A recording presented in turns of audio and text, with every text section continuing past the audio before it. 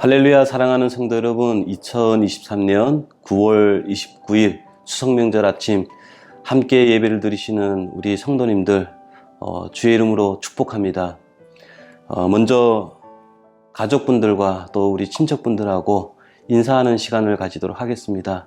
주님 안에서 풍성한 명절 되시기 바랍니다.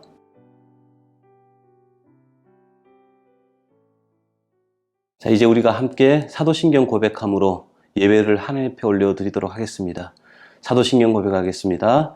전능하사 천지를 만드신 하나님 아버지를 내가 믿사오며 그 외아들 우리 주 예수 그리스도를 믿사오니 이는 성령으로 잉태하사 동정녀 마리아에게 나시고 본디오 빌라도에게 고난을 받으사 십자가에 못 박혀 죽으시고 장사한 지 사흘 만에 죽은 자 가운데서 다시 살아나시며 하늘에 오르사 전능하신 하나님 우편에 앉아 계시다가 저리로서 산자와 죽은 자를 심판하러 오시리라. 성령을 믿사오며 거룩한 공예와 성도가 서로 교통하는 것과 죄를 사하여 주시는 것과 몸이 다시 사는 것과 영원히 사는 것을 믿사옵나이다. 아멘. 하나님께 찬송 올려드리도록 하겠습니다. 찬송가 449장 예수 따라가며 함께 찬송하시겠습니다.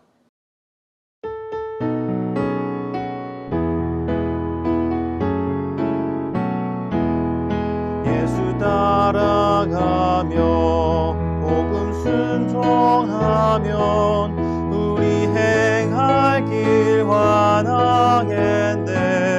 주를 의지하며 순종하는 자를 주가 늘 함께 하시리라.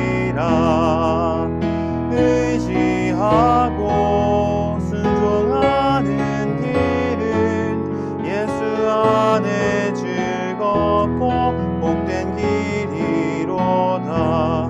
해를 당하거나 우리 고생할 때 주가 위로해 주시겠네.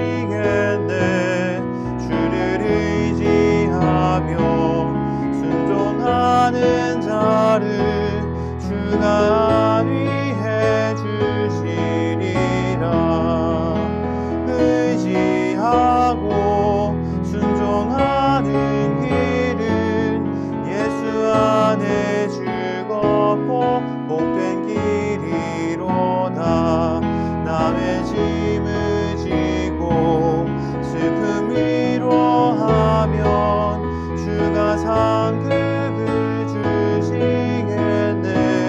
주를 의지하며 순종하는 자를 항상 복 내려 주시리라. 의지하고 순종하는 길은 예수 안에 즐겁고 복된 길이로다. 우리 받은 것을 주께 다 드리면 우리 기쁨이 넘치겠네. 주를 의지하며 순종하는 자를 은혜 풍성케 하시리라. 의지하고 순종하는 길은 예수 안에 즐겁고 복된 길이로다. 주를 힘입어서 말씀 잘 배우고 주를 모시고 살아가세. 주를 의지하며 항상 순종하면 주가 사랑해 주시리라. 의지하고 순종하는 길은 예수 안에 즐겁고 복된 길이로다.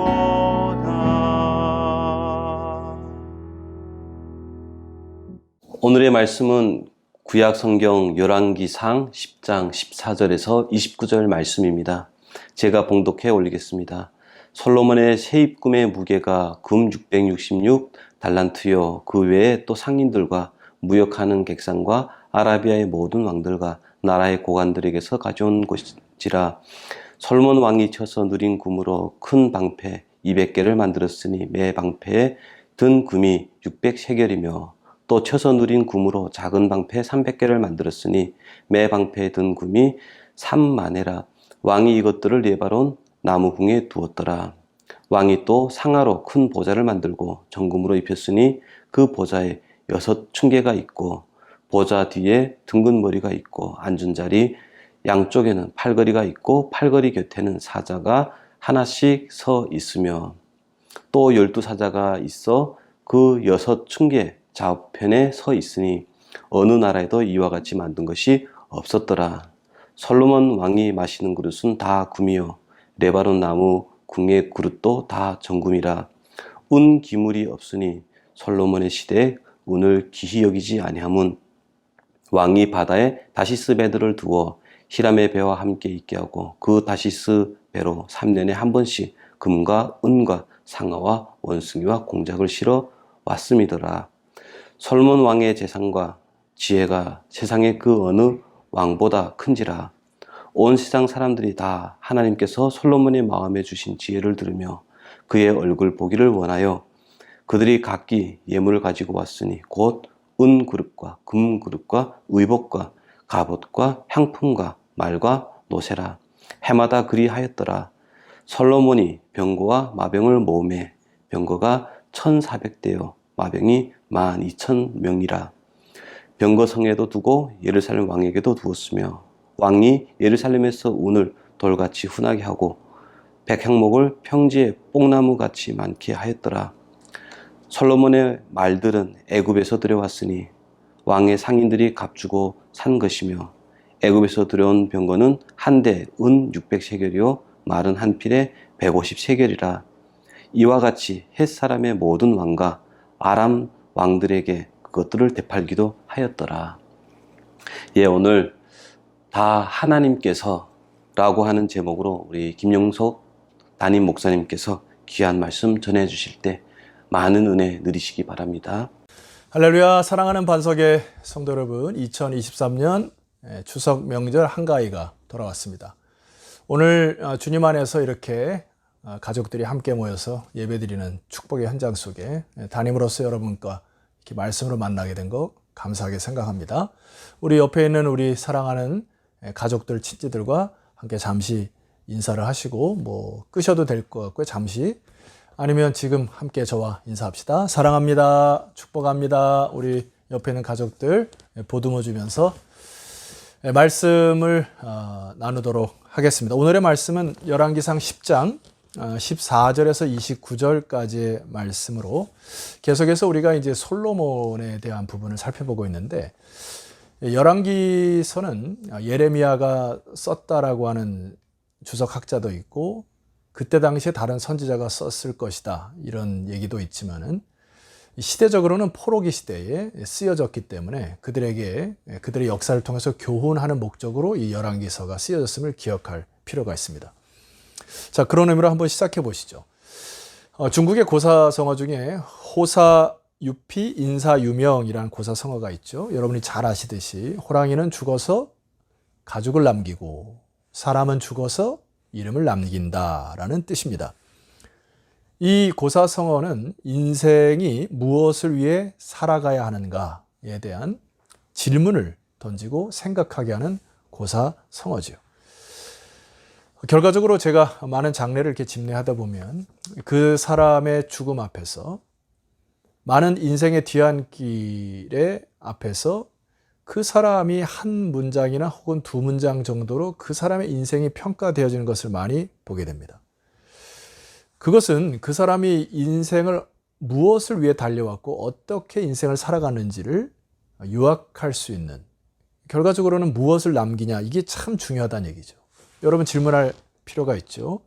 여러분들은 지금 만약에 죽음을 맞이한다면 어떠한 사람으로 기억될 것 같습니까? 이게 너무나 중요하다는 얘기죠. 자, 그렇다면 오늘 우리가 솔로몬을 통해서 배워야 될 것은, 그럼에도 불구하고 너무나 많은 사람들이 이 세상의 재물이나 권력이나 쾌락에 마음이 빼앗겨 버려서 안타까운 인생을 살고 한 줄이나 두 줄 요약본의 이 글 가운데 참 내세울 것이 없는 허접한 인생으로 마감하는 것을 우리는 지금부터 거부하셔야 합니다. 자, 오늘 솔로몬을 통해서 좀 교훈을 받고자 하는 것은 9장부터 시작해서 서서히 금이 가는데요. 금이 가는 것을 빨리 스톱을 하셔야 되죠. 먼저 14절 제가 읽어드리면서 좀 이렇게 자세히 좀 설명드릴까 합니다. 솔로몬의 세금의 무게가 금 666달란트요. 15절 그 외에 또 상인들과 무역하는 객상과 아라비아의 모든 왕들과 나라의 고관들에게서도 가져온지라. 16절입니다. 솔로몬 왕이 쳐서 느린 금으로 큰 방패 몇 개요? 200개를 만들었고 매 방패에 그 든 금이 600세겔이고 자 17절까지 또 쳐서 느린 금으로 작은 방패 300개를 만들었으니 매 방패에 든 금이 3만회라. 왕이 이것들을 레바논 나무 궁에 두었더라. 여러분 가까운 우리 어린 자녀들이 있으면 방패는 무엇으로 만든가 한번 질문해 보세요.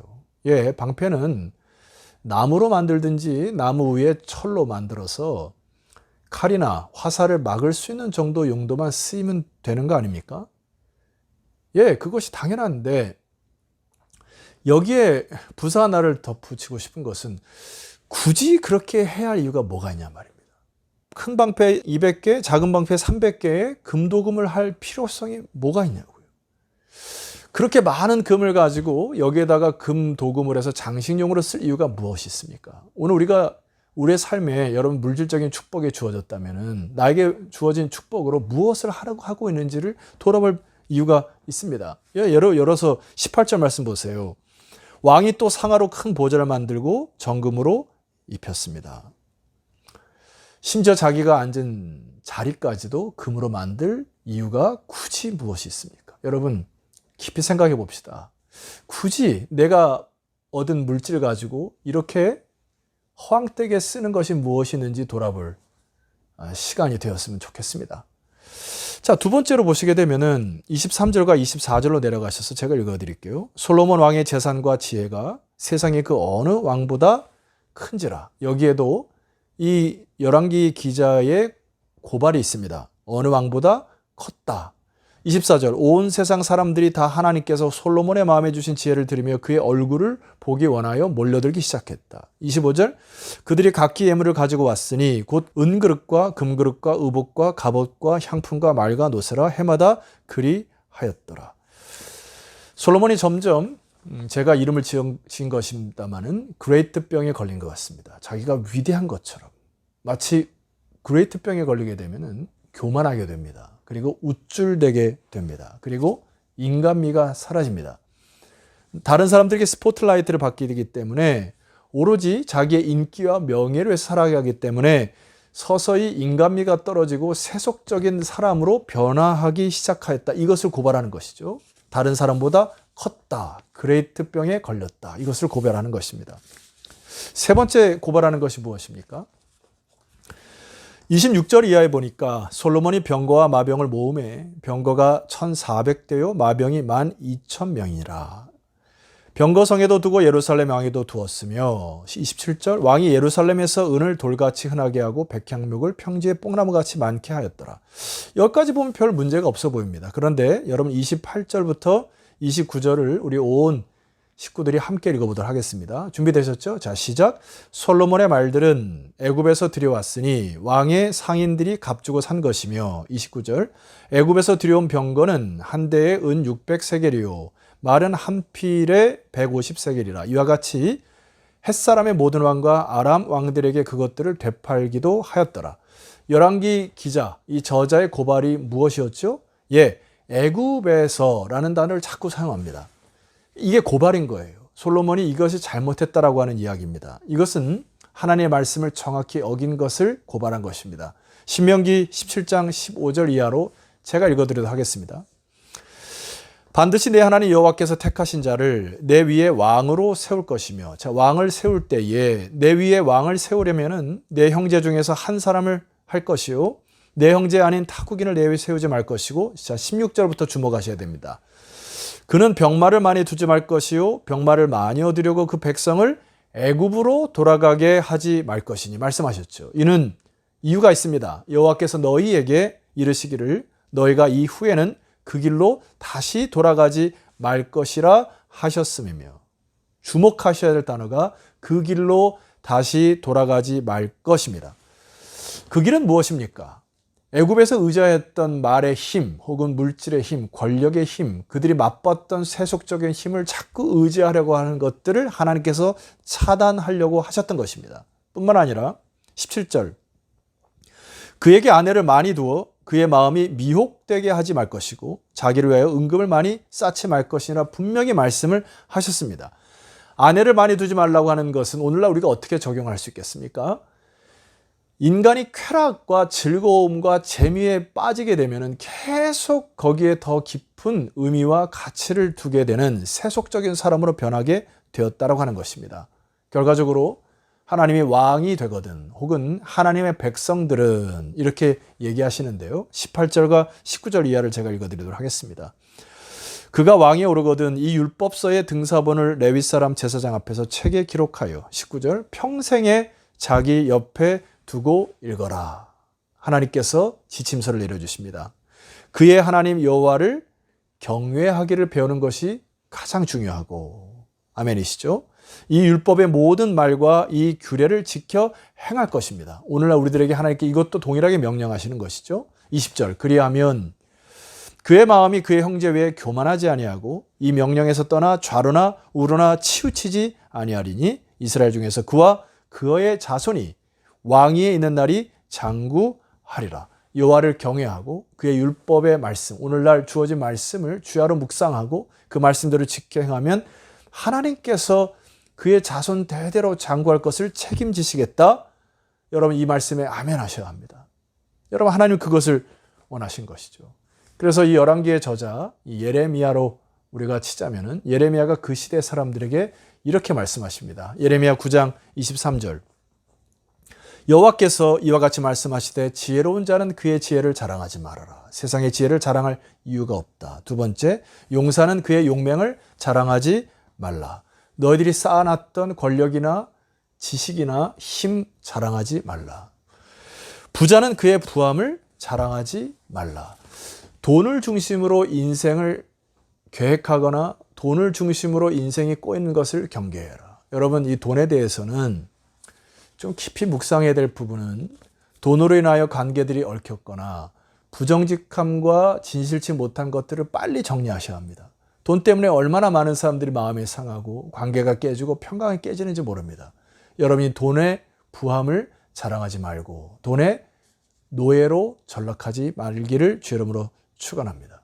자, 우리들이 이제 결론적으로 예레미야 음성에 귀를 기울여야 될 것은 9장 24절 말씀 보니까 자랑한 자는 이것으로 자랑할지니 곧 명철하여 나를 아는 것과 하나님의 사랑과 하나님의 은혜를 깊이 깨달아는 것이 인생의 최고의 축복임을 하나님께서 요구하시는 것이고, 두 번째, 나 여호와는 사랑과 정의와 공의를 땅에 행하는 자인 줄 깨닫는 것이니라. 나는 이 일을 기뻐하노라. 여호와의 말씀이니라. 하나님을 안다는 것은 결과적으로 하나님이 창조주임을 인정하고 또 그분이 나의 왕이심을 인정하여 그분을 경외하고 두려워하는 인생이 될 때에 모든 질서가 생기기 시작한다는 얘기입니다. 오늘날 교권이 땅에 떨어지고 수많은 리더십들이나 사회 근간이 흘리는 것이 바로 하나님을 경외하고 모든 심판자가 되신다고 하는 이 하나님을 두려워하는 사상이 사라짐으로 많은 부분이 허물어지는데, 사랑하는 성도 여러분, 오늘 가족들이 모인 여러분의 삶 속에서 믿지 않은 자나 혹은 예배의 감격이나 예배자로 서지 못하는 모든 친지들이 여호와를 경외하는 이 축복된 가문이 되기를 소망합니다. 그리고 우리가 이 세상에 살아갈 동안에 세 가지를 깊이 묵상해야 될 것이에요. 첫 번째는 하나님 이 땅의 사랑을 실천하기를 원하신다. 그것은 우리 기독교의 가장 뿌리요 이 척추와 같은 것이 뭐냐면 예수 그리스도의 십자가입니다. 예수 그리스도는 죄와 허물로 죽었던 저와 여러분을 살려내셨습니다. 그분을 믿는 믿음으로 인하여서 값진 하나님의 은혜를, 우리의 죄를 그분의 의로 완전히 바꿔주셔서 예수 그리스도를 통과하여 그분 앞에 설 때 우리를 죄 없다 하시는 이 하나님의 깊은 사랑을 헤세드라 합니다. 희생적인 사랑, 또 헌신적인 사랑, 목숨까지 내어주는 사랑, 이것을 헤세드라고 하는데 우리는 그 은혜에 감격하여 이 땅에 정의와 공의를 실천하는 사람들로 서야 할 것이죠. 정의라고 하는 것을 간단히 정해보면은 정의는 다른 사람과의 관계를 의미합니다. 그래서 다른 사람과 물건의 권리를 인정하는 것을 이 땅에 정의를 실현한다 얘기하는 거고, 공의는 한마디로 얘기하면 하나님과 관계에서 우리가 공의를 생각할 수가 있는데 그분의 사랑에 힘입어서 다른 사람의 입장에서 돌보는 힘을 가지고 이 땅에 공의를 실천하는 것을 공의롭다 얘기하는 것입니다. 여러분, 우리가 어떻게 사랑과 정의와 공의를 이 땅에 실천합니까? 오늘 24절에 보니까 제가 설교 제목으로 삼았던 그 단어가 있는데, 다 하나님께서, 오늘 설교 제목인데, 여러분 제가 선포해 볼 테니까 아멘으로 하답하시겠습니까? 솔로몬이 갖고 있던 부와 지혜나 나라의 영토도 다 하나님께서 주신 것입니다. 자, 여러분도, 여러분의 인생도 다 하나님께서 주신 것이죠. 사랑하는 자녀도 부모님도 다 하나님께서 주신 것이죠. 여러분이 갖고 있는 물질도, 여러분이 지키고 있는 이 집도, 또 여러분이 갖고 있는 학위도 하나님의 지혜를 주시지 않았으면 여기까지 올 수 없었다는 거 인정하십니까? 자, 그렇다면 우리는 마음가짐을 새롭게 해야 될 것은, 우리는 중간 관리자에 불과한 것이에요. 그것을 청직이라 이야기합니다. 우리는 관리자입니다. 하나님의 것을 잠시 관리하다가 하나님 앞에 설 것입니다. 따라서 여러분, 오늘 추석 명절 동안에 우리들이 중간 관리자로서 하지 못했던 것들이 무엇인가를 한번 돌아봤으면 좋겠고, 예레미야 9장 23절 24절을 다시 읽으셔서 여러분의 가정 안에 사랑이 좀 흘렀으면 더 풍성했으면 좋겠고, 정의와 공의가 흘러서 우리 그리스도인들을 통하여서 이 땅에 하나님의 나라가 확장되는 이 축복의 명절이 되기를 소망합니다. 자, 수고하셨고요. 제가 기도로 말씀을 마치고 이어서 예배에 여러분 같이 참여하시면 좋겠습니다. 기도드리겠습니다. 하나님 아버지, 감사합니다. 오늘 복된 명절을 맞이하여서 열왕기상 10장의 말씀으로 잠시 묵상을 했습니다. 사랑하는 우리 반석의 모든 성도들이 이 말씀을 의지하여 돌이킬 것은 돌이키고 또 개혁할 것은 개혁하고, 그리하여서 더 풍성한 주님의 사랑이 넘쳐나는, 그리고 정의와 공의가 실현되는 그런 가정이 되게 하옵소서. 예수 그리스도의 이름으로 기도드렸사옵나이다. 아멘. 예, 성도 여러분, 다음 또 명절에 또 찾아뵙도록 하겠습니다.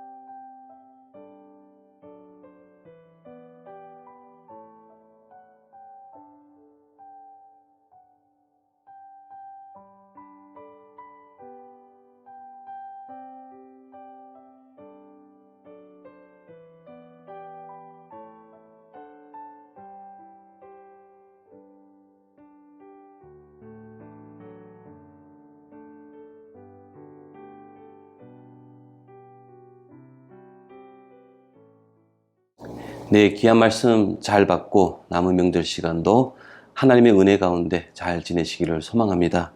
찬송 428장 내 영혼의 햇빛 비치니 함께 찬송하시겠습니다.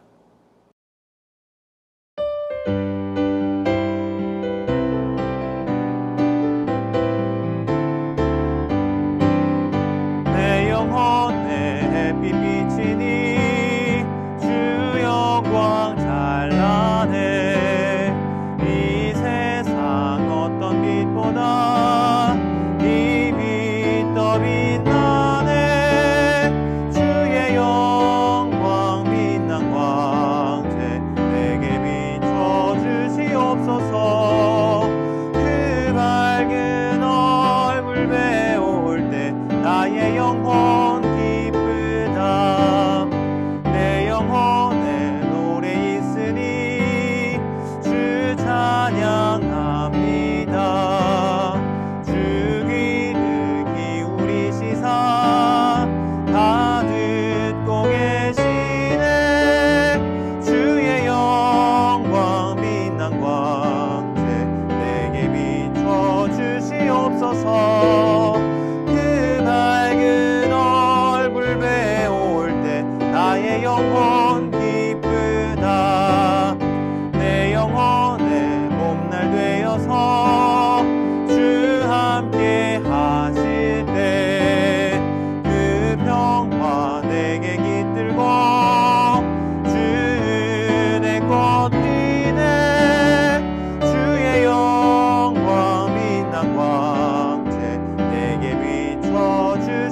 주시옵소서. 그 밝은 얼굴 배울 때 나의 영혼 기쁘다. 내 영혼에 희락이 있고 그 소망 넘치네. 주 예수 복을 주시고 또 내려주시네.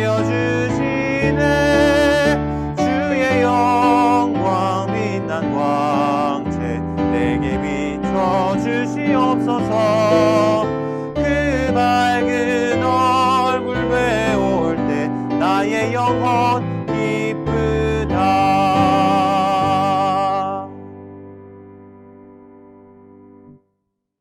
네, 주님의 가르치신 주기도문으로 예배를 마치도록 하겠습니다. 함께 주기도문 하시겠습니다. 하늘에 계신 우리 아버지여, 이름이 거룩히 여김을 받으시오며 나라가 임하시오며 뜻이 하늘에서 이루어진 것 같이 땅에서도 이루어지리다. 오늘 우리에게 일용할 양식을 주시옵고 우리가 우리에게 죄 지은 자를 사하여 준 것 같이 우리 죄를 사하여 주시옵고 우리를 시험에 들게 하지 마시옵고 다만 악에서 구하시옵소서. 나라와 권세와 영광이 아버지께 영원히 있사옵나이다. 아멘.